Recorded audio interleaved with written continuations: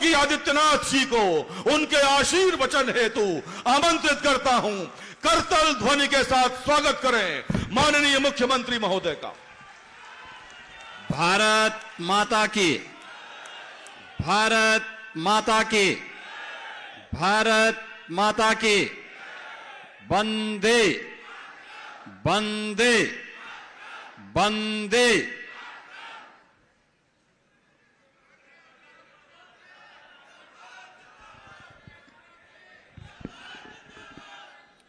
शहीद वीरांगना उदा देवी पासी के शहादत दिवस पर मूर्ति अनावरण कार्यक्रम में मुख्य अतिथि के रूप में उपस्थित देश के लोकप्रिय और यशस्वी रक्षा मंत्री और लखनऊ का प्रतिनिधित्व देश की संसद में करने वाले यशस्वी नेता आदरणीय राजनाथ सिंह जी, उत्तर प्रदेश सरकार में मंत्रिमंडल के मेरे वरिष्ठ सहयोगी उप मुख्यमंत्री श्री ब्रजेश पाठक जी, केंद्रीय ग्रामीण राज्य मंत्री श्री कमलेश पासवान जी, माननीय सांसद श्री अशोक रावत जी,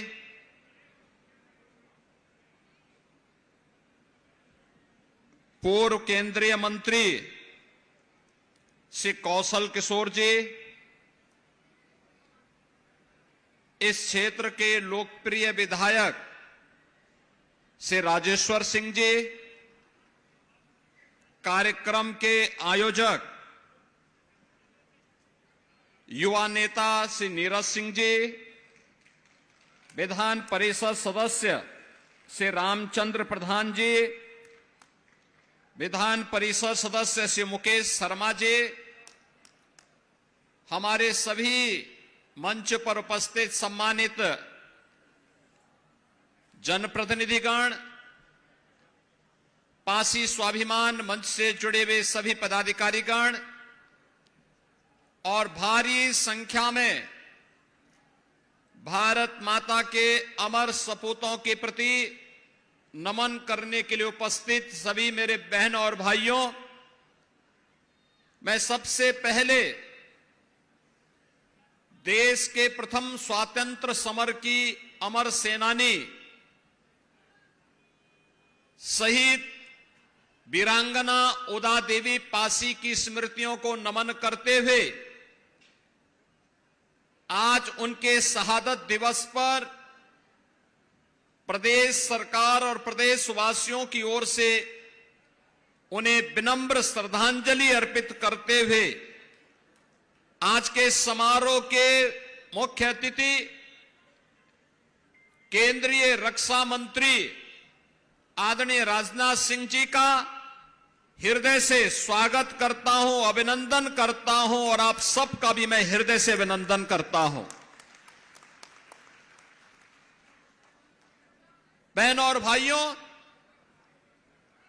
भारत की स्वाधीनता को प्राप्त करने के लिए इस प्रकार के वीरों और वीरांगनाओं का जो योगदान रहा है वह अविस्मरणीय रहा है और लखनऊ की भूमि तो इस मामले में अनोखी है। याद करिए 1857 की प्रथम स्वतंत्र समर, उसका केंद्र बिंदु उत्तर प्रदेश ही था। शहीद मंगल पांडे ने उसकी हुंकार भरी थी बैरकपुर में। मेरठ में धन सिंह कोतवाल ने उसको आगे बढ़ाने का काम किया था। झांसी में महारानी लक्ष्मीबाई प्रथम स्वतंत्र समर की अमर योद्धा के रूप में से नेतृत्व दे रही थी। बिठूर में त्यात्या टोपे उस लहर को मजबूती प्रदान कर रहे थे।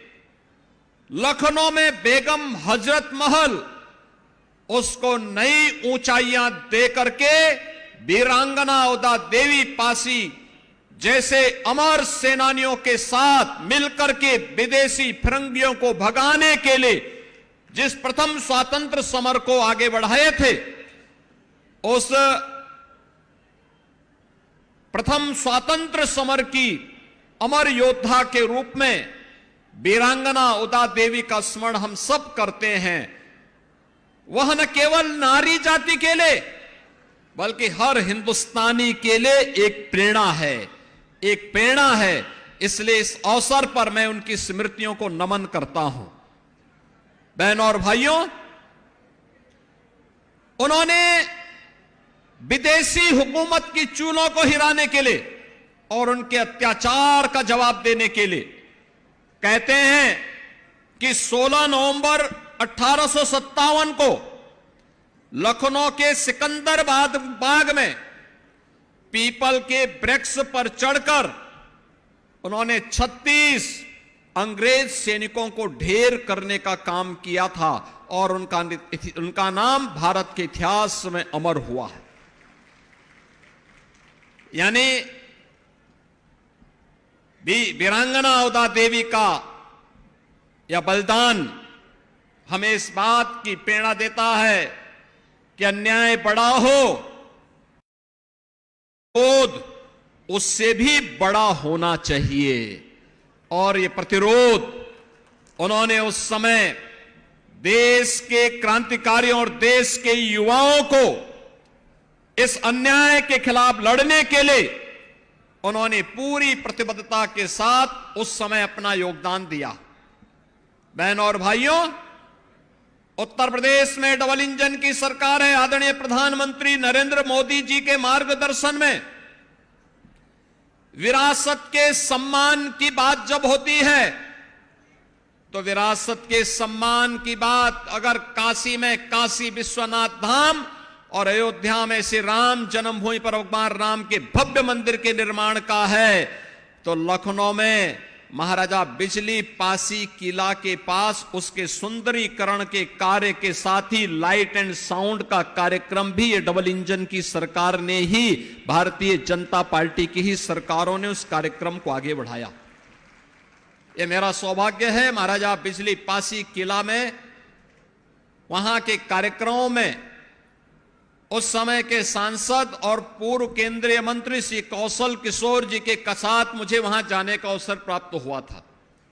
आज हमारी सरकार ने वहां पे लाइट एंड साउंड का भी कार्यक्रम स्वीकृत कर दिया है, जिससे इस क्षेत्र के उन सभी योद्धाओं को जिन्होंने महाराजा लाखन पासी, महाराजा सातन पासी, महाराजा बिजली पासी, महाराजा चीता पासी और राजा गंगा बख्श रावत और बीरा पासी के इतिहास को वर्तमान पीढ़ी जान सके और उससे प्रेरणा प्राप्त कर सके, इसलिए लाइट एंड साउंड के कार्यक्रम को भी वहां पर स्वीकृति दे करके उसको प्रारंभ करके इनके उन पुराने किलों को पुनरुद्धार करने के साथ ही वहां पर उसको और अच्छे ढंग से कैसे हम नौजवानों को और वर्तमान पीढ़ी को एक प्रेरणा का केंद्र बिंदु बना सकते हैं, इसके लिए सरकार ने अपने स्तर पर कार्रवाई प्रारंभ की है और इसके लिए हम लोगों ने इस कार्यक्रम को आगे बढ़ाया है।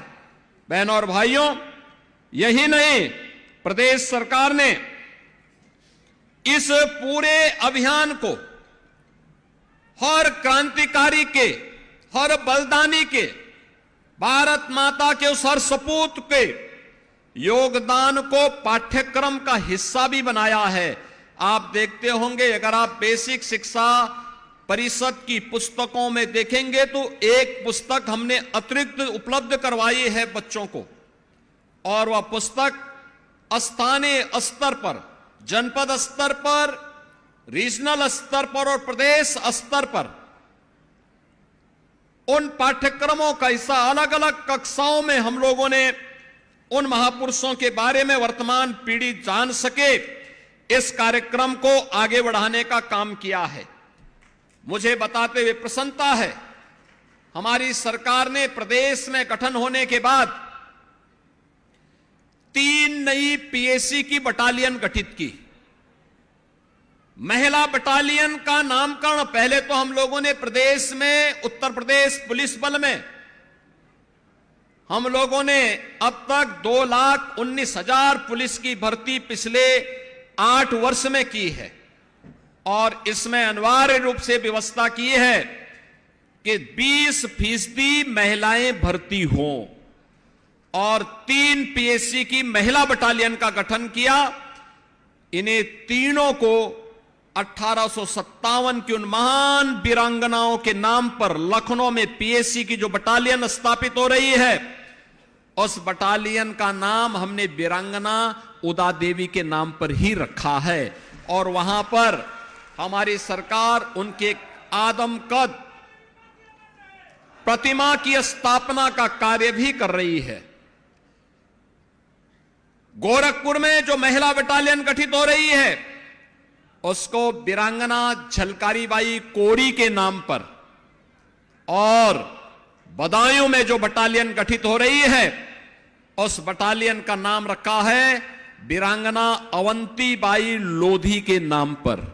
ये तीनों वीरांगनाएं जिन्होंने देश की आजादी की लड़ाई में नारी शक्ति के पराक्रम को, शौर्य को फिरंगियों के सामने प्रस्तुत करके उन्हें धूल चटाने का काम किया था, यह कार्य इस दिशा में सरकार ने आगे बढ़ाया है। इसके क्योंकि ये समाज, लेकिन क्रांति की हुंकार भरने के नाते उन्हें समाज की मुख्य धारा से काटने के लिए विदेशी हुकूमत ने उन्हें अलग थलग करके रख दिया था। परिणाम क्या था? समाज की मुख्य धारा से कटा हुआ कोई भी जाति पिछड़ जाती है और यही स्थिति पासी समाज के साथ, हमारे अनुसूचित समाज के साथ हुआ।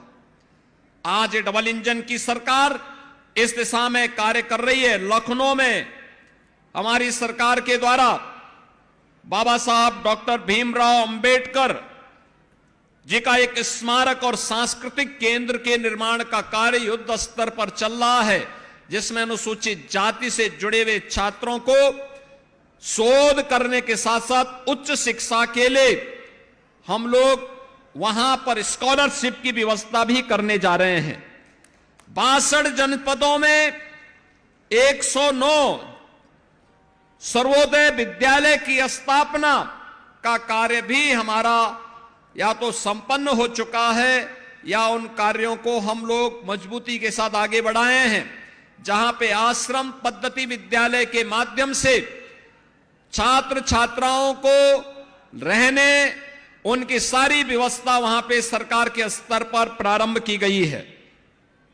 इसके साथ ही 18 जनपदों में 18 अटल आवासीय विद्यालय, ये पूर्व प्रधानमंत्री सदैव अटल बिहारी वाजपेयी जी की स्मृति को जीवंत बनाए रखने के लिए, क्योंकि यह वर्ष सदैव अटल जी की जन्म शताब्दी वर्ष भी है और अटल जी की स्मृतियों को जीवंत बनाए रखने के लिए 18 कमिश्नरी मुख्यालयों पे 18 अटल आवासीय विद्यालयों का निर्माण किया गया है और अटल आवासीय विद्यालय के माध्यम से श्रमिकों के बच्चों को या कोविड कालखंड में जो बच्चे निराश्रित हो गए थे, उन बच्चों को ला करके वहां पे उनके रहने, खाने और आधुनिक शिक्षा की पूरी व्यवस्था वहां पर उन बच्चों की गई है और यह कार्य यहां पर है। प्रदेश सरकार ने अनुसूचित जाति छात्रावास में पूर्व दशम छात्र के 32,49,800 से अधिक छात्रों को स्कॉलरशिप वर्तमान में हम दे रहे हैं और दसमोत्तर में लगभग 90 लाख छात्र छात्राओं को 9,600 करोड़ रुपए से अधिक की धनराशि हम लोग इस दिशा से स्कॉलरशिप के लिए उपलब्ध करवा रहे हैं। अनुसूचित जाति अभ्युदय योजना के अंतर्गत हर जनपद में प्रतियोगी परीक्षाओं के लिए फिजिकली भी और वर्चुअली भी कोचिंग की सुविधा सरकार उपलब्ध करवाने का कार्य कर रही है। इसके साथ ही प्रदेश सरकार ने अनुसूचित जाति जनजाति के सम्मान, उनकी सुरक्षा और उनके स्वावलंबन के लिए पूरी प्रतिबद्धता के साथ कार्य कर रही है। आज का यह अवसर हमें एक महान वीरांगना के प्रति उनकी स्मृतियों को नमन करने, वर्तमान पीढ़ी को राष्ट्रीयता के साथ जोड़ने का यह एक माध्यम प्रदान करता है और नारी शक्ति का सम्मान, वंचित वर्ग का उत्थान, यह डबल इंजन की सरकार का मुख्य ध्येय है। और वीरांगना उदा देवी हमें याद दिलाती है कि नारी शक्ति कितनी सामर्थ्यवान है। यह वीरांगना उदा देवी, वीरांगना अवंतीबाई लोधी और वीरांगना झलकारी बाई कोरी, इनकी शहादत और इनका बलिदान इस बात की प्रेरणा हम सबको प्रदान करती है। आज के इस अवसर पर मैं एक बार फिर से वीरांगना उदा देवी की स्मृतियों को नमन करते हुए आप सभी को इस बात के लिए आश्वस्त करता हूं कि डबल इंजन की सरकार भारत माता के उन सभी सपूतों को जिन्होंने भारत की स्वाधीनता के लिए और स्वाधीन भारत में देश की रक्षा के लिए अपने आप को समर्पित किया है, उनके सम्मान और उनकी वर्तमान पीढ़ी के स्वावलंबन के लिए पूरी प्रतिबद्धता के साथ कार्य करेगी। इस विश्वास के साथ मैं आयोजकों को धन्यवाद देते हुए समारोह के मुख्य अतिथि का हृदय स्वागत करते हुए आप सबके प्रति मैं अपनी शुभकामनाएं देता हूं। धन्यवाद। जय हिंद। बहुत बहुत धन्यवाद माननीय मुख्यमंत्री महोदय। लखनऊ भाग्यशाली है जो उसे सांसद और अभिभावक के रूप में श्री राजनाथ सिंह जी मिले हैं। देश के रक्षा मंत्री के रूप में भारत को एक आत्मनिर्भर और शक्तिशाली राष्ट्र बनाने से संबंधित अपने कर्तव्यों का सम्यक निर्वहन करते हुए वे लखनऊ के प्रति भी एक सांसद के रूप में अपना सर्वश्रेष्ठ देते आए हैं। भाइयों और बहनों, लखनऊ को ब्रह्मोस की ताकत देने वाले धीर गंभीर व्यक्तित्व के स्वामी माननीय केंद्रीय रक्षा मंत्री श्री राजनाथ सिंह जी का करतल ध्वनि के साथ स्वागत करें। माननीय मंत्री महोदय कृपया अपने आशीर्वचन हेतु पधारें।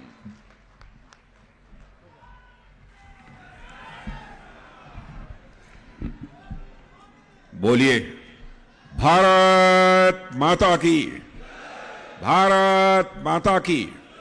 वीरांगना उदा देवी पाशी, वीरांगना उदा देवी पाशी। बहुत बहुत धन्यवाद।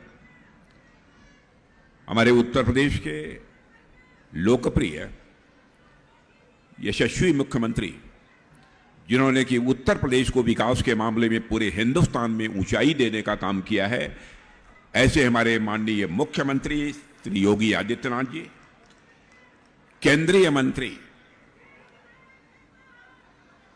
मोदी जी की सरकार में हमारे सहयोगी और एक छोटे भाई के रूप में जो मंत्री पद का दायित्व निभा रहे हैं, गोरखपुर से सांसद हैं, ऐसे श्री कमलेश जी पासवान, उप मुख्यमंत्री श्री ब्रजेश जी पाठक, सांसद श्री अशोक जी रावत, सदस्य विधान परिषद श्री रामचंद्र जी प्रधान जो इस कार्यक्रम के आयोजक हैं, सदस्य विधान परिषद मुकेश शर्मा और यहाँ की महापौर श्रीमती सुषमा खरकवाल, पूर्व सांसद प्रियंका रावत, आनंद द्विवेदी, विजय मौर्य और हमारे पूर्व केंद्रीय मंत्री कौशल किशोर जी। नाम बहुत सारे हैं इसलिए मैं नहीं लेता हूँ। यहाँ मौजूद मेरे सभी सम्मानित बहनों एवं भाइयों, जिस समय इस कार्यक्रम के आयोजक रामचंद्र जी प्रधान मुझसे मिले थे और उन्होंने कहा कि वीरांगना उदा देवी पाशी की स्मृति में हम लोग कार्यक्रम आयोजित करना चाहते हैं, इस वीरांगना के शहीदी दिवस के अवसर पर मैंने सहज रूप से और चटपट अपनी सहमति दे दी। मैंने कहा इस कार्यक्रम के आयोजन में जिस भी प्रकार के सहयोग की आवश्यकता होगी वह सहयोग करने के लिए हम पूरी तरह से तैयार हैं। और आज जिस प्रकार का यह भव्य कार्यक्रम मैं अपनी आंखों के सामने देख रहा हूं, बहनों भाइयों, मैं आप सबसे भी आग्रह करना चाहूंगा, केवल यह कार्यक्रम इसी वर्ष नहीं होना चाहिए, बल्कि वीरांगना ऊदा देवी और बहुत सारी वीरांगनाएं और वीर जो हमारे पासी समाज के हैं, प्रतिवर्ष एक बड़ा कार्यक्रम आयोजित किया जाना चाहिए। मैं यह आप सबसे अनुरोध मैं करना चाहूंगा। सर्वप्रथम तो मैं वीरांगना ऊदा देवी जी के बलिदान दिवस पर उनको अपनी विनम्र श्रद्धांजलि अर्पित करता हूं। और आप सब जानते हैं, उनके इतिहास की जानकारी हमारे पूर्ववक्ता साथियों ने भी दी है। लखनऊ के पास जब अंग्रेजों से लड़ते हुए ऊदा देवी जी के पति मक्का पासी शहीद हुए थे, जब ऊदा देवी जी ने अपने शहीद पति का निष्प्राण शरीर देखा, तब उनकी हिम्मत टूटी नहीं, बल्कि उनकी हिम्मत और अधिक बढ़ गई। उनके अंदर और ताकत पैदा हुई और उन्होंने प्रतिज्ञा किया कि अपने पति की शहादत का मैं बदला लेकर रहूंगी, और वीरांगना ऊदा देवी पासी ने वह बदला लिया। मेरे बहनों भाइयों, वीरांगना ऊदा देवी जी ने अप्रतिम पराक्रम और अदम्य साहस से न सिर्फ अंग्रेजी सेना को ही धूल चटाई थी, बल्कि राष्ट्र प्रेम का ऐसा मानक स्थापित किया है जो मैं मानता हूं कि अनंत काल तक भारत के हर नागरिक को वह प्रेरणा देता रहेगा। ऊदा देवी ने अकेले ही 36 ब्रिटिश सैनिकों को मौत के घाट उतारने में कामयाबी हासिल की थी वीरांगना ऊदा देवी ने। और इतना ही नहीं, जब तक भारत की ओर कोई आंख उठाकर देखेगा तो भारत की बेटी उसका डटकर मुकाबला कर सकती है, यह प्रेरणा देने का काम यदि किसी ने किया था तो हमारी वीरांगना ऊदा देवी पासी ने किया था। जब अंग्रेज की एक बटालियन से लड़ते हुए ऊदा देवी शहीद हुई, तब उनके मृत शरीर को देखकर, ध्यान से सुनिएगा, जब अंग्रेजों की एक बटालियन से लड़ते हुए ऊदा देवी जी जब शहीद हुई थी, तब उनके मृत शरीर को देखकर, उनके मरे हुए शरीर को देखकर ब्रिटिश अधिकारियों ने भी उनके प्रति झुककर अपना सम्मान व्यक्त किया था। वह थी वीरांगना ऊदा देवी पासी। उस समय के अंग्रेज अधिकारी कैप्टन डॉसन ने अपना हैट उतारकर वीरांगना ऊदा देवी पासी को सलूट किया था। शायद यह बात लोगों को जानकारी नहीं है, यह इतिहास के पन्नों में अंकित है।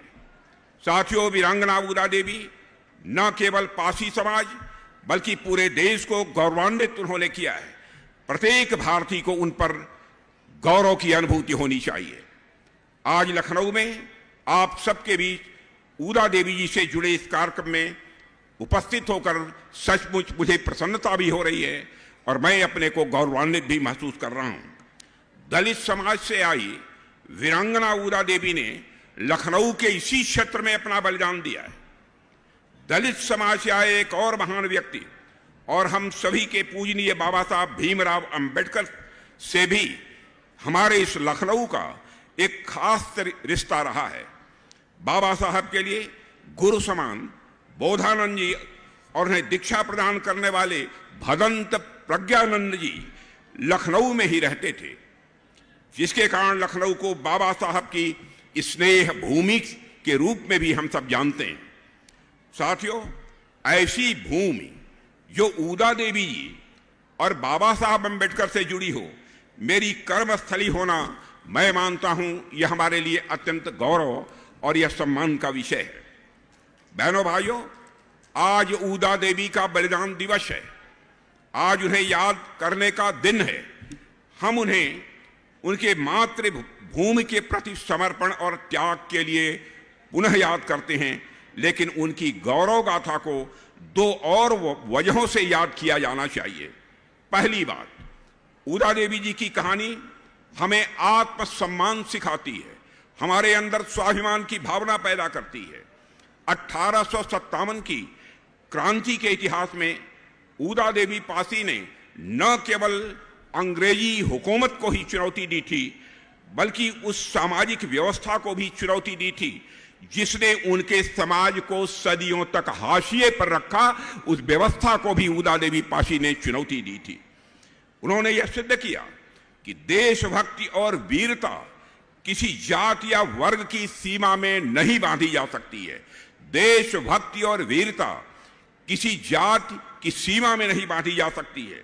लखनऊ की लड़ाई में उन्होंने दिखाया कि स्वतंत्रता की ज्वाला हर हृदय में प्रज्वलित हो सकती है।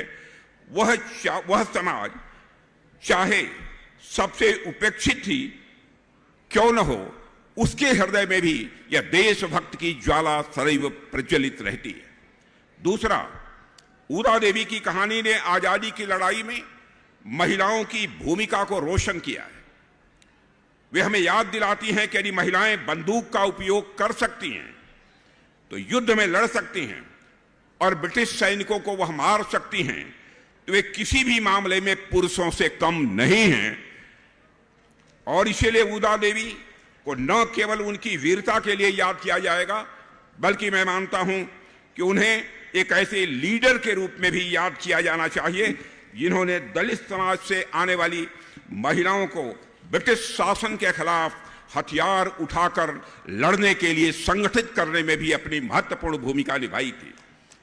साथियों, उदा देवी का बलिदान हमें यह भी सिखाता है कि सच्चा साहस वही है जो अन्याय, भेदभाव और दास्ता तीनों के विरुद्ध डटकर सीना तान कर खड़ा हो। वही है उदा देवी का जीवन महिला सशक्तिकरण और समानता के अप्रतिम मूल्य का मैं मानता हूं कि एक बहुत बड़ा उदाहरण भी है। साथियों, भारत की नारी शक्ति स्वदेश और स्वधर्म की रक्षा के लिए कभी भी किसी से पीछे नहीं रही है। आज सैनिक स्कूलों के दरवाजे भी लड़कियों के लिए खोल दिए गए हैं। भारतीय महिलाएं सियाचिन की ऊंचाइयों से लेकर समंदर की गहराइयों तक देश की सुरक्षा चक्र को वह और अधिक मजबूत कर रही हैं। अभी हाल ही में मैं याद दिलाना चाहता हूं ऑपरेशन सिंदूर की। हाल में ही ऑपरेशन सिंदूर के दौरान महिला पायलटों और महिला सैनिकों ने पाकिस्तान और पाकिस्तान अधिकृत जम्मू कश्मीर में आतंकवाद के खिलाफ कार्रवाई में एक महत्वपूर्ण भूमिका निभाई है। वो हमारी बेटियां हैं जो कि सेना में इस समय अधिकारी और जवान के रूप में काम कर रही हैं। साथियों, मैं यह निसंकोच कह सकता हूं कि भारत की आन बान शान की रक्षा के लिए हर बेटी उदा देवी बन सकती है। पासी समाज के नाम की उत्पत्ति के बारे में, मैं पासी समाज के नाम यह कैसे आया, इसकी उत्पत्ति के बारे में कई मान्यताएं हैं। मैं सभी मान्यताओं की चर्चा तो नहीं करना चाहता हूं, लेकिन जो मुझे उचित मान्यता लगती है उसकी मैं आप सबसे चर्चा करूंगा। और वह मान्यता यह है, पा का अर्थ होता है पासी में पा का अर्थ होता है पकड़, और असी का अर्थ होता है तलवार। यानी पासी का मतलब है तलवार धारी, उसे ही पासी कहते हैं।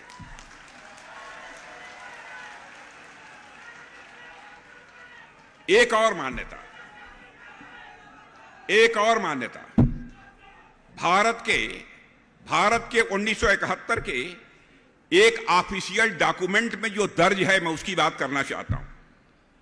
उस ऑफिशियल डॉक्यूमेंट के अनुसार पासी समुदाय का हिंदी शब्द पसीना से आया है। पासी समुदाय का नाम हिंदी शब्द पसीना से आया है, और यह माना जाता है कि उनकी उत्पत्ति भगवान विष्णु के छठे अवतार भगवान परशुराम के पसीने से हुई है। भगवान परशुराम ने पासी समाज का उद्भव गौ रक्षा के लिए किया था। बहनों भाइयों, इतनी बड़ी जिम्मेदारी, इतना बड़ा भरोसा आपके ऊपर उस समय भगवान परशुराम ने किया था। जिस समुदाय का जन्म ही जीवन की रक्षा के लिए हुआ हो, जिस समुदाय का जन्म ही जीवन की रक्षा के लिए हुआ हो, उससे महान और उससे पवित्र उद्देश्य किसी के अस्तित्व का और क्या हो सकता है।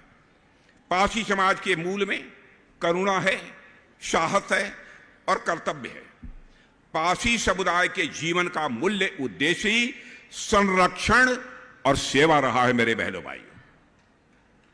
आज भी पारसी समाज उसी भावना से समाज और राष्ट्र की सेवा में लगे हैं और वास्तव में जो समाज दूसरों के जीवन और अस्तित्व के रक्षा के लिए ही पैदा हुआ हो, उसका इतिहास सिर्फ मैं मानता हूं यह गर्व का ही यह विषय नहीं है, बल्कि यह पूरी मानवता के लिए एक प्रेरणा का यह स्रोत है। साथियों, पारसी समाज के नाम से जुड़ी बातों से एक बात यह बिल्कुल साफ हो जाती है कि पारसी समाज की साहस और बलिदान की एक बहुत ही गौरवशाली परंपरा रही है। चाहे वह प्राचीन काल हो, चाहे वह आधुनिक काल, पारसी समुदाय वीर योद्धा समुदाय है। बहनों भाइयों, ये सभी इस बात को मानते हैं और इस पारसी समाज में बराबर हमेशा से मातृभूमि के रक्षा में, मातृभूमि की रक्षा में पारसी समाज ने अपना आवश्यकता पड़ने पर सर्वस्व न्यौछावर किया है। यह भारतवासी किसी भी सूरत में नहीं भूल सकते। और यह बात और यह बात जो साथियों मैं कह रहा हूं, यह बात जो कह रहा हूं मैं, इसका आधार है, इस बात की पुष्टि भारत की स्वतंत्रता संग्राम में पारसी समाज के योगदान से की जा सकती है। जिनको संदेह हो इसकी पुष्टि कर सकते हैं। और साथियों, पारसी समुदाय ने स्वतंत्रता आंदोलन के दौरान महत्वपूर्ण योगदान दिया था। आजादी की लड़ाई में, भूलिए मत, आजादी की लड़ाई में आप लोगों का बहुत बड़ा योगदान है। चाहे वह 1857 की आजादी की पहली लड़ाई हो या अवध किसान सभा आंदोलन हो, पारसी समुदाय ने हमेशा मातृभूमि के लिए अपना सब कुछ न्यौछावर किया है। मेरे बहनों भाइयों, एक आंदोलन में एक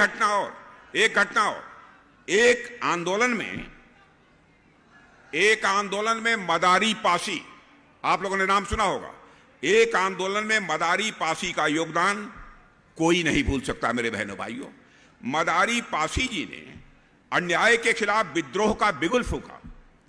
मदारी पासी जी ने अन्याय और जुल्म के खिलाफ विद्रोह का बिगुल फूंका। जब किसानों पर बहुत अधिक लगान लगाई गई थी तो मदारी पासी उस समय किसानों के मसीहा बनकर खड़े हुए थे। किसानों के लिए भी पारसी समाज ने संघर्ष किया है। मेरे बहनों भाई, उन पर, अब देखिए मेरी बात सुनो, उन पर, मदारी पासी पर अंग्रेजों ने 1000 रुपए का इनाम रखा था।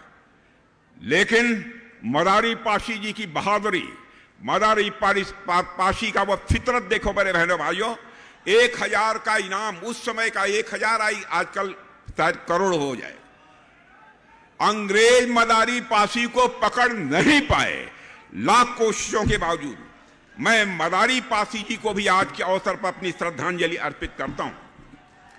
और साथियों, भारत के स्वतंत्रता संग्राम के इतिहास में, भारत के मेरे नौजवानों नारा लगाना, लेकिन मदारी पासी के बारे में सुनो।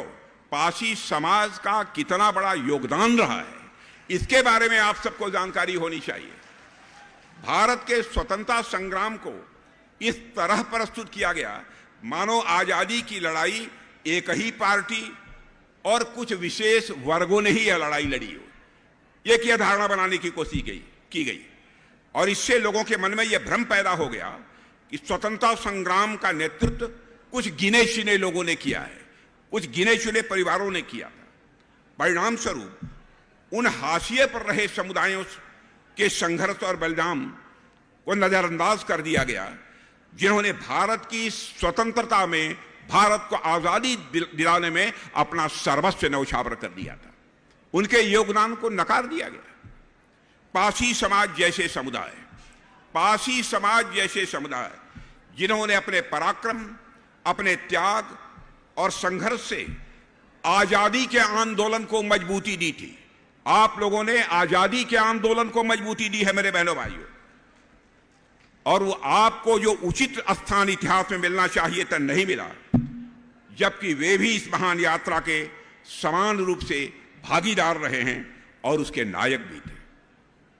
दलित और आदिवासी महिलाओं और पिछड़े समुदायों के असंख्य वीरों के इतिहास को पन्नों में जो उचित स्थान मिलना चाहिए था इतिहास के पन्नों में, वह उचित स्थान नहीं मिला है। इन नायकों को न सिर्फ मैं मानता हूं, इन नायकों को न सिर्फ केवल पढ़ाया जाना चाहिए था, बल्कि मैं कहना चाहता हूं कि ऐसे नायकों को तो पूजा जाना चाहिए था। लेकिन साथियों, वामपंथी इतिहासकारों ने अपनी सुविधा के अनुसार उन्होंने इतिहास लिखा। वामपंथी इतिहासकारों ने अपनी सुविधा से अपना इतिहास लिखा, जिसमें दलित और पिछड़े समाज के नेताओं की वीरता और बलिदान को उन्होंने जानबूझकर दरकिनार किया। पहले की सरकारों ने भी पाशी समाज और दलित समाज के नायकों को जो उचित स्थान मिलना चाहिए वह नहीं मिला है। मैं योगी जी को धन्यवाद देना चाहता हूं। मैं उत्तर प्रदेश के यशस्वी मुख्यमंत्री योगी जी का अभिनंदन भी करना चाहूंगा और आपसे कहूंगा तालियां बजाकर कीजिए। जो काम उस समय वो लोग नहीं कर पाए, इस समय हमारे मुख्यमंत्री योगी आदित्यनाथ जी कर रहे हैं।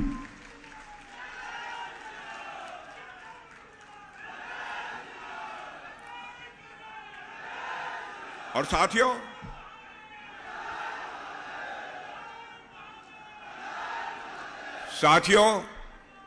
यह अत्यंत दुख की बात है कि इतिहासकारों ने पासी साम्राज्य पर कोई किताब ही नहीं लिखी। मैं दुख के साथ कहना चाहता हूं, इतिहासकारों ने पासी साम्राज्य पर कोई किताब ही नहीं लिखी। विद्वानों ने कभी इस वीर समुदाय के इतिहास पर जो उनको रिसर्च करना चाहिए था, शोध करना चाहिए था, वह भी नहीं किया। और पहले की सरकारों ने कभी भी पासी साम्राज्य के बारे में जानकारी एकत्र करने की जो उन्हें कोशिश करनी चाहिए थी, कोई कोशिश तक नहीं की। लाइब्रेरियों में बहुत कम किताबें उपलब्ध हैं। आप चले जाइए पासी समाज का इतिहास पढ़ने के लिए लाइब्रेरी में, शायद कुछ गिनी चुनी किताबें मिल जाएं जिसमें पासी समाज का इतिहास हो, जिसमें पासी साम्राज्य का जिक्र तक हो। मैंने ऐसी पुस्तकों को देखा है जिसमें पासी साम्राज्य का जिक्र तक नहीं है। इतना बड़ा जुल्म एक समाज के ऊपर, इतना बड़ा अत्याचार। साथियों, पासी समाज से आने वाले राजाओं ने बहुत समय तक इस देश में शासन किया है। आपको भी जानकारी नहीं होगी, पासी समाज से आने वाले राजाओं ने बहुत समय तक इस देश में शासन किया है। पासी समाज का इतिहास राजा अशोक मौर्य से भी पुराना माना जाता है। पासी समाज का इतिहास राजा अशोक मौर्य से भी पुराना माना जाता है।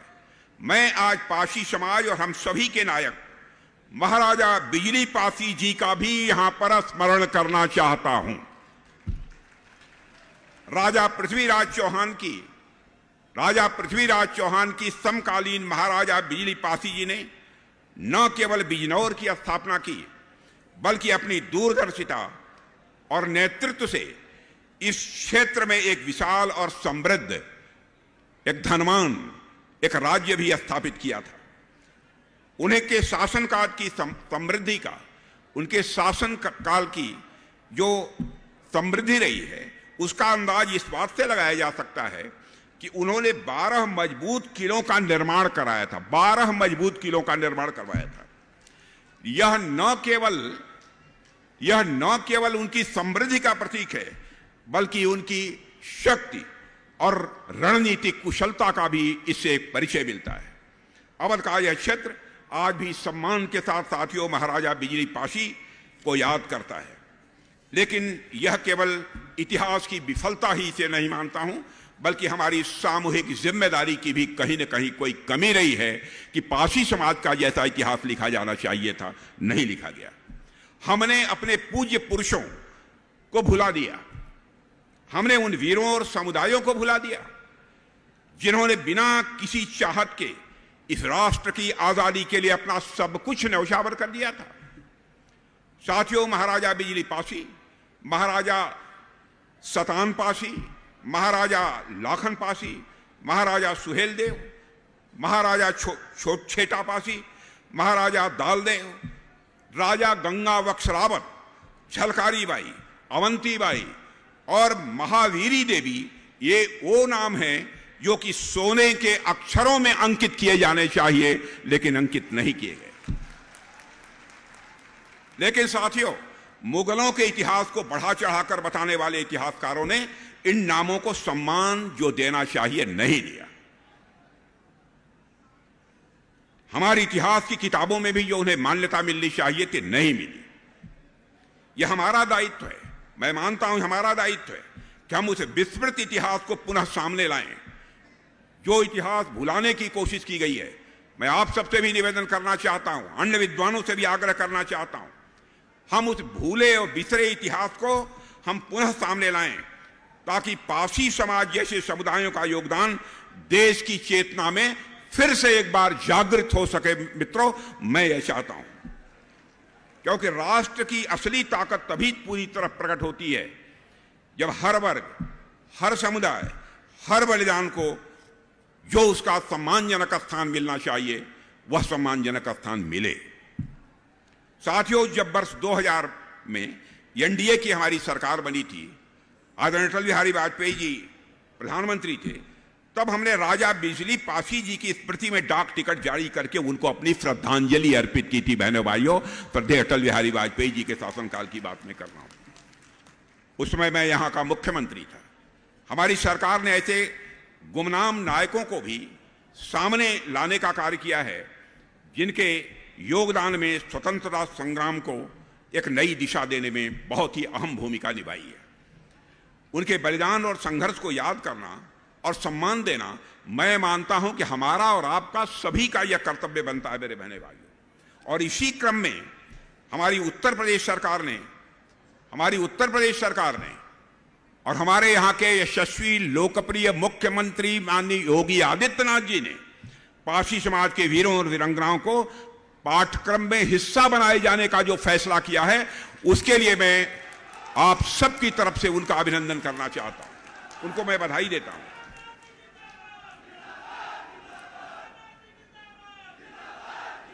मैं तो कभी कल्पना नहीं कर सकता था कि ऐसा भी कोई मुख्यमंत्री आएगा जो कि समाज के बारे में इस हद तक जाकर सोचेगा, लेकिन उसको आपके मुख्यमंत्री योगी आदित्यनाथ जी ने करके दिखाया है। मेरे बहनों भाइयों,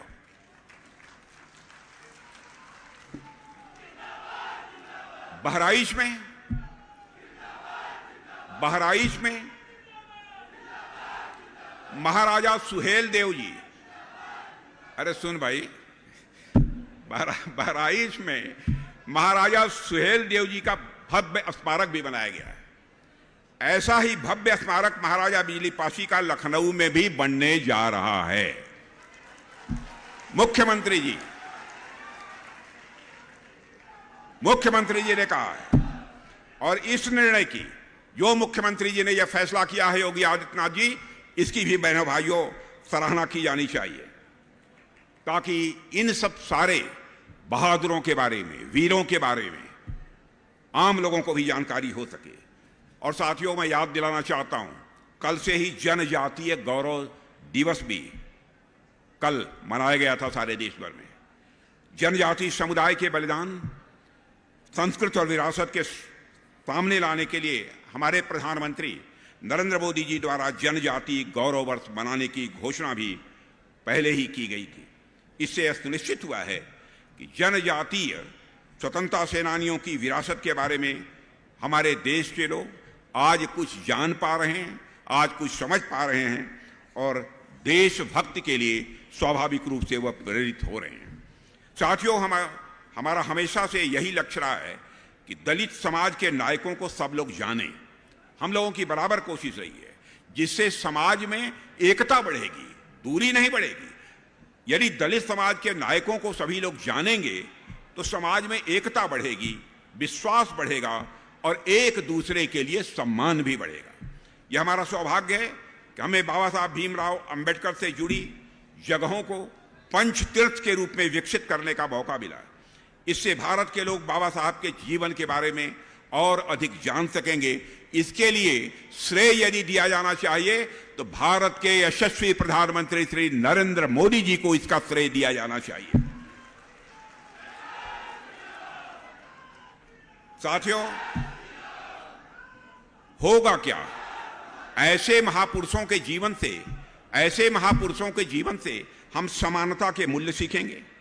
इससे राष्ट्रीय एकता और भी मजबूत होगी, क्योंकि बाबा साहब कहते थे, जब तक हमारे बीच भेदभाव रहेंगे हम कभी भी अपनी राष्ट्रीयता का विकास नहीं कर सकते। इसलिए भेदभाव मिटना चाहिए।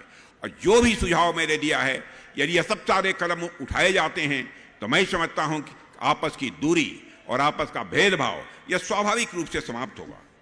और इस बात को ध्यान में रखते हुए हमारे प्रधानमंत्री नरेंद्र मोदी जी ने हमेशा यह सुनिश्चित किया है कि देश के हर वर्ग और विशेषकर समाज की हाशिए पर रहने वाले समुदायों को उचित प्रतिनिधित्व दिया जाना चाहिए, और इस काम को किया है।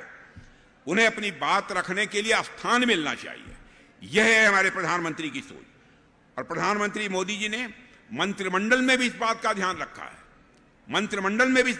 रखा है कि समाज के वंचित पिछड़े समुदायों को जगह मिले। पाची समाज से आने वाले, जिनका अभी आपने भाषण सुना, आपके युवा सांसद, और ये पहली बार सांसद नहीं हुए हैं, कई बार सांसद हुए हैं। कमलेश पासवान जी इस समय भारत सरकार के मंत्रिमंडल में मंत्री के रूप में काम कर रहे हैं।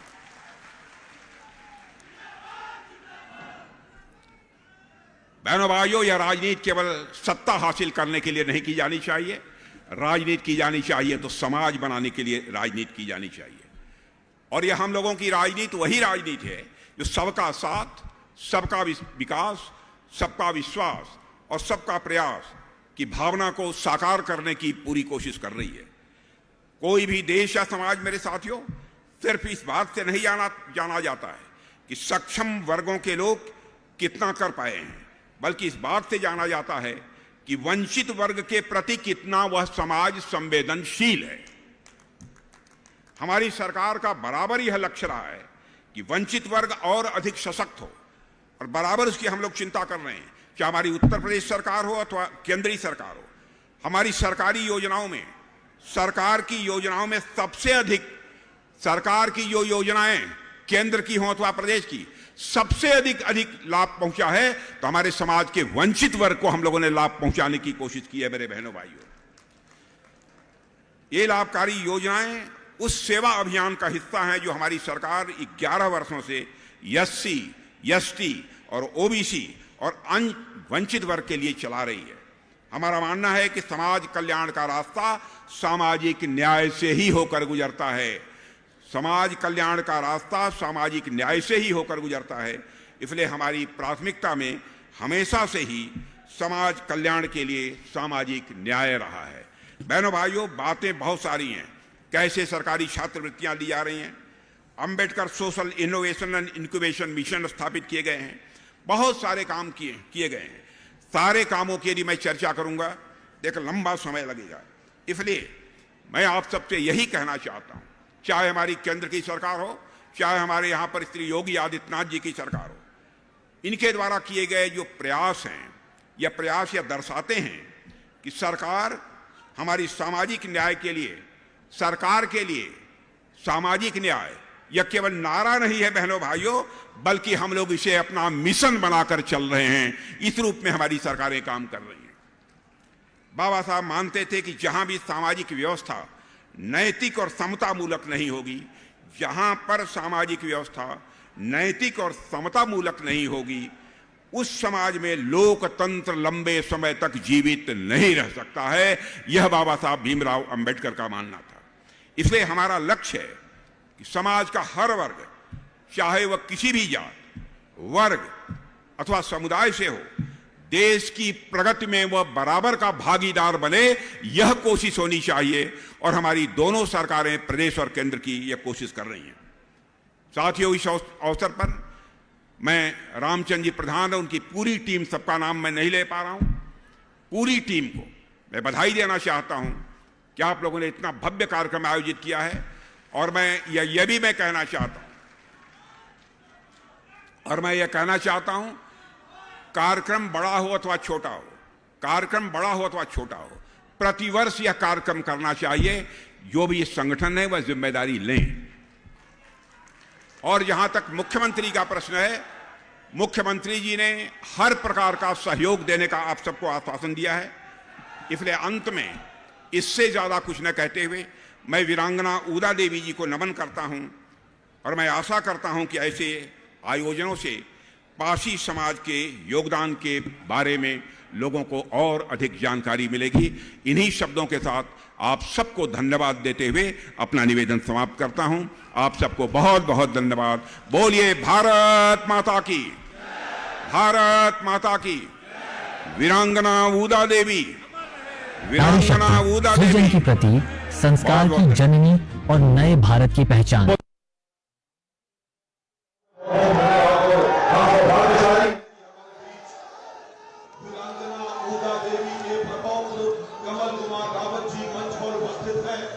मैं अनुरोध करूंगा माननीय रक्षा मंत्री महोदय से और माननीय मुख्यमंत्री महोदय से कृपया वीरांगना ऊदा देवी जी के प्रपौत्र कमल कुमार रावत जी उनके वंशज मंच पर उपस्थित है, कृपया उनका सम्मान करें।